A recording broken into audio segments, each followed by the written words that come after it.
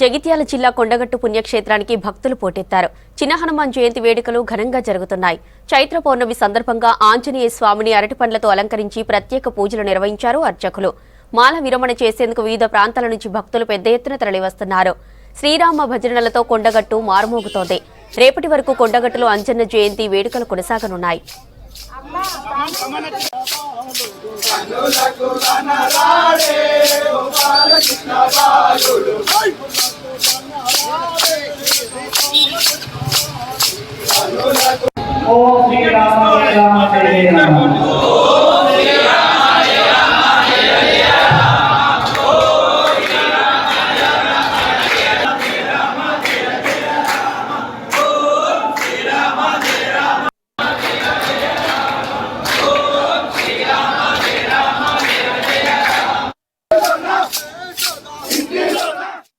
ఇప్పటికి 11వ మాల వేయడం.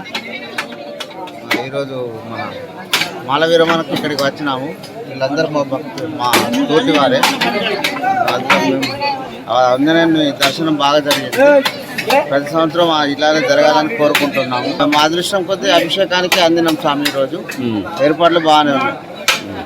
హనుమత్ జయంతి సందర్భంగా స్వాములందరూ కూడా 41 రోజులు, 21 రోజులు, 11 రోజులు దీక్ష తీసుకొని ఈరోజు స్వామి సన్నిధిలో మాల విరమణ చేసి ఆ స్వామివారి కరుణా కటాక్షాలు అందరికీ ఎల్లవేళలా ఉండాలని ఈరోజు పూజలు చేయడం జరిగింది. ఈ కొండగట్టు దివ్యక్షేత్రంలో స్వాములందరూ ఎంతో భక్తి శ్రద్ధలతోటి పూజలు చేసి స్వామివారి ఆశీస్సులు పొందడం జరిగింది.